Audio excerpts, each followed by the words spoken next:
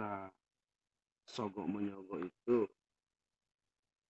bahkan ada yang mengatakan kabiratun minal kabair di sini. Ini berbahaya sekali bagi diri seorang manusia apabila menerima sogokan atau memberikan sogokan tersebut. Anda? Assalamualaikum. Waalaikumsalam. Ayo, duduk. Mahmud. Duduk. Duduk Mahmud. Duduk. Ya sini. Ini yang Bang Mahmud. Udah kemana Bang Mahmud? Itu tadi sudah ngobrol sama teman-teman. Biasa masalah tanggal 9. Tanggal 9 Desember ya? Pilkada.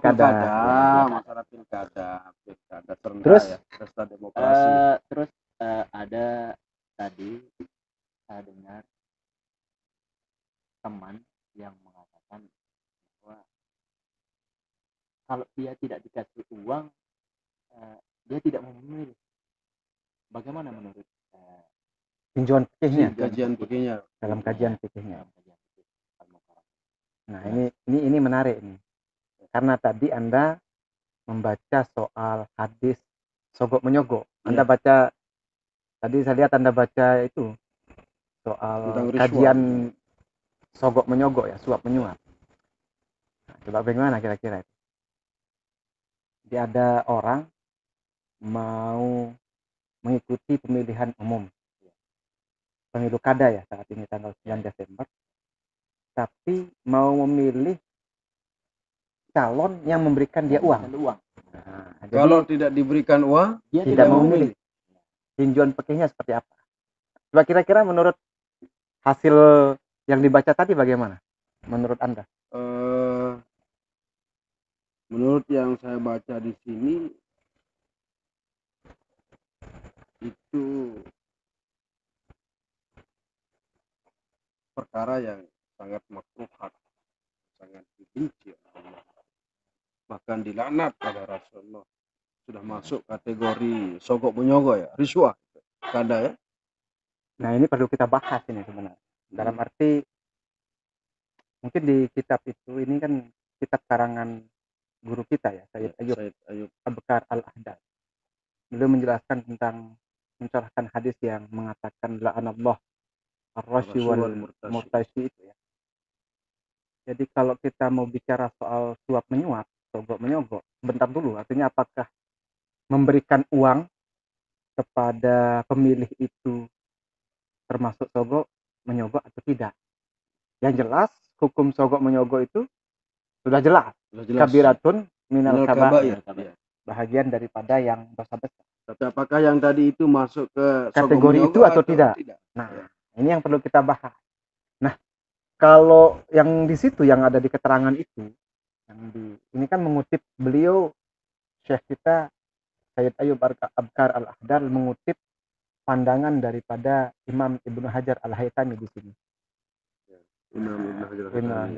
Di situ dijelaskan bahwa beliau mencontohkan seandainya ada seseorang memberikan sesuatu kepada hakim, pada penentu kebijakan, supaya maksudnya itu untuk memutuskan suatu perkara, yang perkara ini sebenarnya misalnya dia sebenarnya pada posisi salah, namun memberikan sesuatu kepada penentu kebijakan untuk membenarkan dirinya, supaya dialah yang dianggap benar atau supaya dialah yang dimenangkan ketika dalam suatu perkara. Nah ini yang dinamakan dengan nama ihqaqul batil, membenarkan sesuatu yang batil, memutuskan sesuatu yang batil dianggap benar, diputuskan sebagai sesuatu yang benar. Nah ini dalam konteks ini maka ihqaqul batil atau ibtalul haq, membenarkan yang batil dan membatalkan yang benar, inilah sesungguhnya yang dinamakan dengan nama riswah tadi, yakni suap tadi. Maka di situ diterangkan kan, jika seorang itu memberikan uang untuk ibtalul haq atau ihqaqul batil, artinya dia salah sebenarnya, namun memberikan uang itu kepada penentu kebijakan supaya memutuskan dialah yang dimenangkan, maka inilah yang namanya riswah, Riswah. inilah yang namanya suap, inilah yang namanya sogok. Maka sang pemberi berdosa, sang penerima juga berdosa. berdosa. Sama-sama dilaknat Rasulullah. Iya. Laknat Nah, Rasulullah ar-rashi wal wal murtashi. murtashi. Bahkan ada yang ketiga, ar-ra'ish, yakni Ya. orang yang menjadi perantara Perantara. antara si pemberi dan Sama si penerima. si penerima. Nah, di situ juga dijelaskan, seandainya nanti ada orang, dia sebenarnya nih benar, orang ini benar, dialah yang sebenarnya yang benar. Kemudian mau memberikan uang kepada penentu kebijakan supaya dia memang mendapatkan haknya, karena memang dia benar. Nah, ini dalam yang disebutkan oleh Imam Ibnu Hajar tadi, yang seperti yang Anda baca tadi, bahwa kalau kategorinya seperti ini, modelnya seperti ini, maka si pemberi itu tidak bersalah. Karena dia membela dirinya, karena dia memperjuangkan haknya. Namun si penerima itu dianggap Si penerima dianggap bersalah. Ya, itu Mahmud si ya. pemberi dianggap tidak bersalah. Nah, kembali ke pertanyaan yang tadi. Kalau misalkan itu semata-mata karena hadiah misalnya. Nah, di situ dijelaskan, coba dibaca. Al-Muhdi, sang pemberi hadiah. Belum sampai di sana tadi itu. Oke. Nah, sekarang bagaimana dengan pilkada? Pilkada misalnya. Ya. Misalnya kan sekarang ini mau pilkada serentak tanggal 9 Desember. Ya. Nah, kemudian para calon-calon ini kan memberikan hadiah, memberikan uang segala macam kepada calon pemilihnya. Apakah termasuk dalam kategori itu atau tidak? Misalnya kita katakan saya ini paling berhak untuk memimpin daerah ini misalnya. Nah, maka karena saya paling berhak, dalam arti saya paling mampu, saya paling pintar, saya paling memahami, saya yang paling mengerti. Saya memberikan itu hanya untuk memberikan sesuatu itu supaya mereka memilih saya karena memang saya yang paling pantas. Apakah masuk dalam kategori itu atau tidak? Itu perlu kita bicarakan. Kira-kira menurut Anda masuk di situ atau tidak? Kalau memang dia itu layak, pantas, dan mayoritas masyarakat misalnya menganggapnya dia itu pantas, mungkin sah-sah saja. Berarti tidak termasuk ihqaqul batil tadi ya, atau ibtalul haq. Karena muazzam masyarakat lah begitu, mayoritas masyarakat menganggap memang dia pantas. Dia pantas, mampu. Dinilai dari kemampuan kepemimpinan sebelumnya, misalnya ada pengalaman, misalnya dia menjadi kepala apa, menjadi kepala dinas misalnya, atau pernah terbukti lah. Dia pernah memimpin sesuatu dan terbukti kepemimpinannya. Nah, berarti seolah-olah memang dia memang pantas untuk memimpin. Itu maksud Anda kira-kira? Nah, itu juga menarik juga. Artinya bukan semata-mata apa istilahnya, begini, ada orang yang tahu kapasitas dirinya, dia itu tahu bahwa dirinya tidak mampu, tapi karena pengen punya jabatan, status sosial, kemudian bergelimang harta, maka berapapun banyak harta saya yang akan habis, yang penting saya akan keluarkan. Ini kalau kita lihat bahwa contoh kasus yang disampaikan oleh Mahmud tadi, tidak akan memilih kecuali dikasih uang. Kalau ini kita bawa ke ranah, ini dianggap sogokan, gitu, atau dianggap suap. Maka menurut Anda, itu seandainya dia memang pantas, tidak apa-apa. Tidak apa-apa. Memberikan uang itu. Tapi kalau memang dia tidak pantas, bermasalah. Karena dinamakan ihqaqul batil atau ibtalul haq. Cuman masalahnya begini sekarang, Kang Guru. Apa iya kita memang pantas?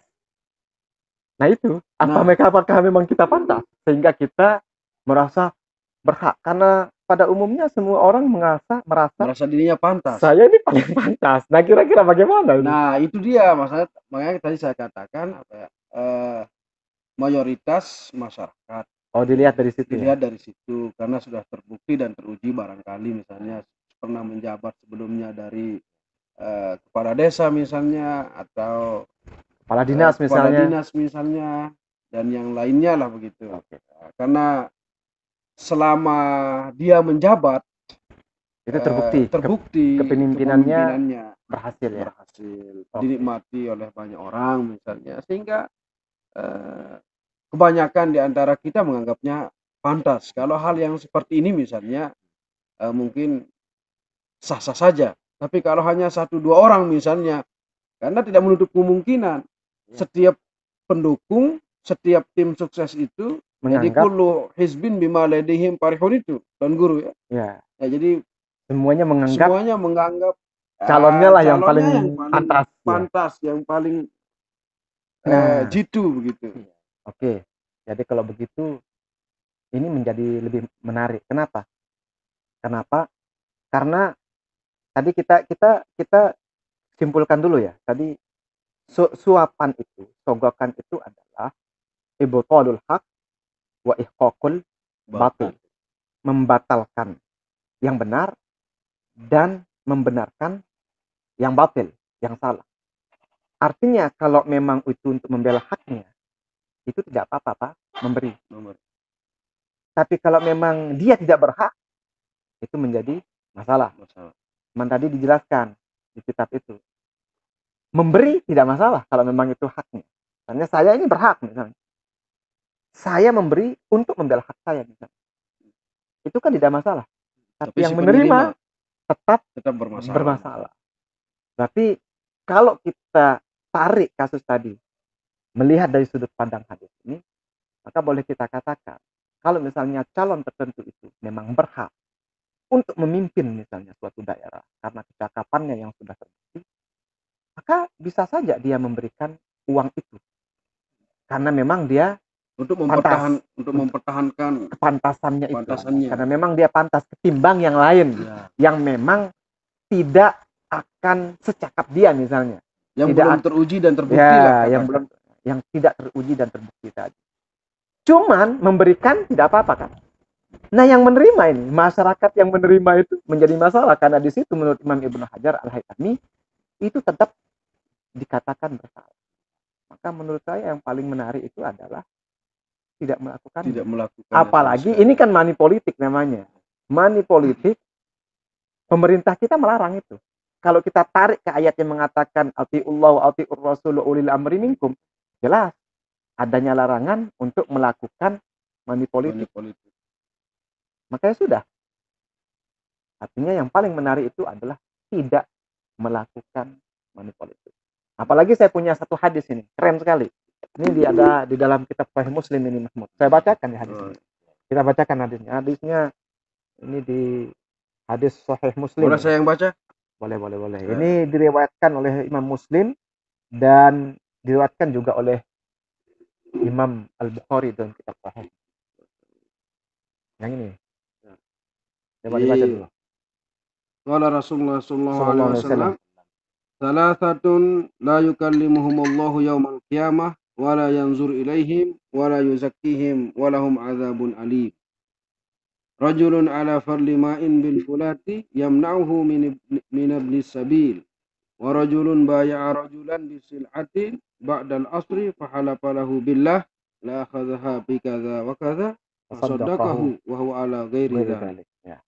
Wa rajulun baya'a imama la yubayihu illa lidunya fa in a'tahu minha wafa wa in lam yu'tihi minha lam yafi." Nah, ini kan menarik. Ini berarti ini yang ketiga ini ya. Yang ketiga ini. Jadi kalau boleh saya simpulkan ya hadis itu ya. Ada 3 orang yang la yukallimuhumullah yaumal qiyamah, tidak akan diajak bicara oleh Allah pada hari kiamat. Maksudnya kan tidak diajak bicara itu ya artinya mereka tidak diridhoi oleh Allah Subhanahu wa taala.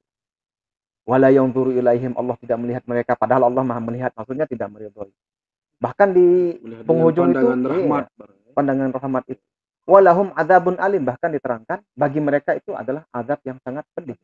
Mana yang 3 itu? Yang satu adalah orang yang berada di gurun pasir contohnya, kemudian dia memiliki bekal air berlebih. Nah, kemudian ada orang yang membutuhkan, tapi dia tidak mau kasih, padahal dia cukup dan ada lebih. Sedangkan dia sangat membutuhkan orang musafir ini, tapi dia tidak mau memberikan. Artinya dia tidak mau membantu saudaranya. Ini sangat sangat dianggap Dikecam lah, dikecam oleh Allah Subhanahu wa taala bahkan sampai melalui hadis yang diterangkan oleh baginda Rasulullah tidak akan sallallahu alaihi dilihat. wasallam. La yanzuru ilaihim wa la yuzakkihim wa lahum adzabun alim. Bagi mereka adalah azab yang sangat pedih. Yang kedua adalah orang yang melakukan perniagaan ba'dal asri, dijelaskan setelah asar. Kenapa disebutkan setelah asar? Karena waktu asar itu waktu yang sangat mulia. Bahkan ada qasam di dalam Al-Qur'an. Wal asri itu demi waktu asar. Kenapa? Di dalam banyak hadis diterangkan bahwa waktu subuh dan waktu asar itu tempat diangkatnya amal ibadah. Artinya logikanya orang kalau waktu asar itu kerjaannya mesti ibadah sebenarnya. Ketika diangkat amalnya naik ke atas, dia sedang dalam kondisi beribadah, kan menarik. Tapi ini waktu asar dia berjual, meyakinkan soal calon pembeli dengan mengatakan, demi Allah dia bersumpah dengan nama Allah, ini barang saya ini tadinya sudah ditawar oleh orang sekian. Dan sekarang saya kasih sekian. Nah, saat calon pembelinya nih percaya. Padahal yang dikatakan si penjual ini tidak benar. Nah, ini kan dia ada gish. Kan ada hadis yang mengatakan apa? Man ghasyana falaysa minna. Man ghasyana falaysa minna. Itu hadis hadis Sahih Muslim ya. Ya. Siapa yang berbuat curang bukan dari golongan kita. Nah, dia kan menipu itu. Katanya ini mau dibayar sekian, padahal tidak. Nah, ini maka sangat dibenci oleh Rasulullah SAW, oleh Allah Subhanahu wa taala, dan terbukti dari hadis yang disabdakan oleh baginda Rasulullah SAW. Nah, yang ketiga adalah rajulun baya'a imaman. Seorang laki-laki yang berbaiat kepada seorang pemimpin. Artinya berbaiat itu memberikan sumpah setianya, mau mengakuinya sebagai pemimpinnya. Kalau dalam konteks kita mungkin pemilihan Tuan Guru ya, mau memilih pemimpin, tapi dia tidak memilihnya, tidak memberikan baiatnya, tidak memberikan kesetiaannya, sumpah setianya, illa li dunia, kecuali karena dunia. Kalau dikasih dunia, dikasih uang, mau. Kalau enggak. Jangan-jangan kita masuk ke sana. Bagaimana menurut Anda kira-kira? Ya, nah, insyaallah tidak. Insyaallah kita tidak masuk. Saya takutnya begitu saja. Saya takutnya khawatir. Kadang-kadang juga begini, kadang kita merasa diri tidak masuk ke golongan tersebut. Tapi setelah kita kaji secara tidak langsung, kadang kita juga masuk ke golongan tersebut. Maksudnya? Ya ada perkara-perkara yang kita tidak merasa masuk ke golongan tersebut. Tapi ternyata kita bagian dari itu. Tapi untuk masalah yang nomor 3 ini, masalah seorang laki-laki yang menyatakan sumpah setianya untuk mengangkat dia sebagai imam karena dunianya, karena dikasih dunia, khalifah misalnya, insya Allah dia tidak masuk. Loh, ini kan sangat menarik. Sangat menarik, Kang Guru. Kenapa? Sangat mirip sekali dengan proses pemilihan ini. Bayangkan, seseorang yang akan memberikan kesetiaannya, menjadikan dia pemimpin. Nah, Allah alam karena dunianya. Allah alam karena orang lain ya. Ini ya kita lah, ini ada beberapa orang inilah, insya Allah lah. Tidak. Nah, kalau kita mungkin insya Allah lah ya. Bukan karena uang, tapi insya Allah kita akan memilih pemimpin. Tentunya kita memilih pemimpin yang memang berniat untuk memajukan daerahnya. Ini sampai diancam walahum adzabun alim. Bagi orang-orang yang berjanji, misalkan dalam ranahnya pilkada, mau berjanji mau mengangkat dia, mau memilih dia sebagai imam karena dikasih dunia misalnya. Ada diiming-imingi dunia, baru dipilih. Kalau tidak, dikasih. Ini kan sudah salah. Dalam arti mungkin saya teringat saya pernah ngaji sama Dr. Tuan Guru Haji Yusran Az-Zahidi. Beliau mengungkapkan sebuah kata-kata yang mengatakan begini, ummalukum a'malukum. Ummalukum, para pemimpin kalian itu, pejabat-pejabat kalian itu, a'malukum adalah hasil perbuatan kalian. Artinya mungkin yang sudah maksud itu kayak begini. Bagaimana mereka mau berbuat bersih misalnya. Ya. Ini saya memang pantas untuk memimpin daerah ini. Tapi kita sendiri yang mengatakan kalau saya nggak dikasih uang nggak saya pilih. Ya. Artinya kita sebenarnya yang memaksa mereka untuk berbuat begitu. Berbuat begitu. Kan kasihan juga pejabat-pejabat ini. Artinya apa? Kita bikin mereka miskin. Kenapa? Karena kita minta uangnya duluan. Nah ini juga Nah, ini kan ini menjadi problematika kan? yang lebih berbahaya, yang lebih berbahaya dari ini kan ada orang yang berjanji mau memilih dia, dikasih uangnya, dikasih dunianya lah katakan, dikasih uangnya, terus tiba-tiba janjinya itu hanya janji belaka. Jadi ternyata Dikasih yang uang tapi nggak dipilih. dikasih uang tapi tidak dipilih. Wah, Ini juga kan lari ke man gasya atau man gasyana palesa minna. ya, Ini juga soal sudah menipu dia itu, mencurangi ya. mencurang, Tapi secara dan umum membuat si calon jatuh miskin.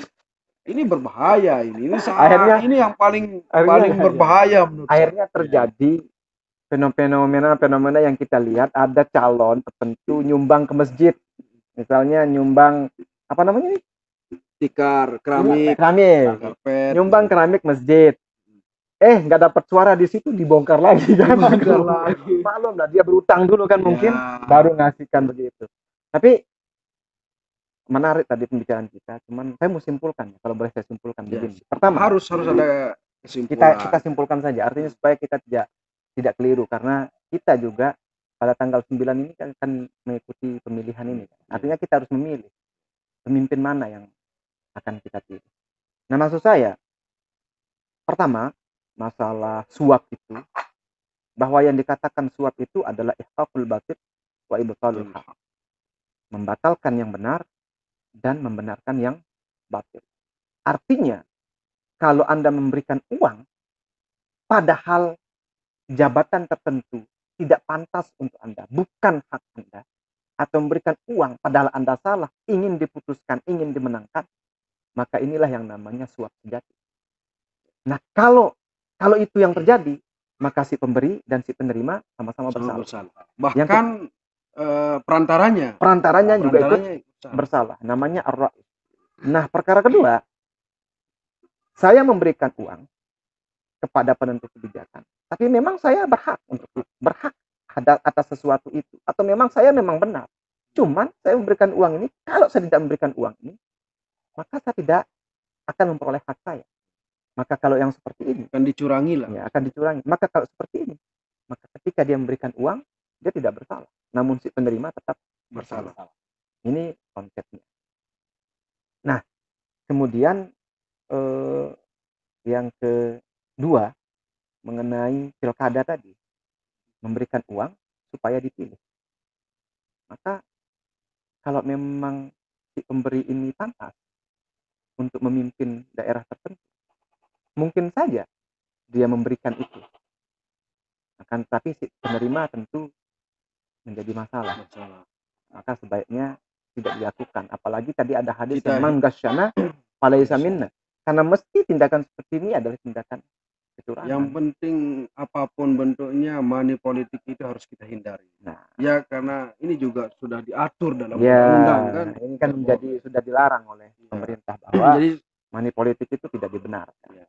Artinya menurut saya tadi itu kan sah-sah saja saya bilang begitu kan. Sah-sah saja saya bilang. Itu kan kalau memang sudah terjadi hal-hal yang sangat memudaratkan, kalau misalkan si dia misalkan akan terjadi kehancuran yang besar-besaran misalnya, dengan cara itu kita akan mengambil alih perjuangan kita, ya apa boleh buat.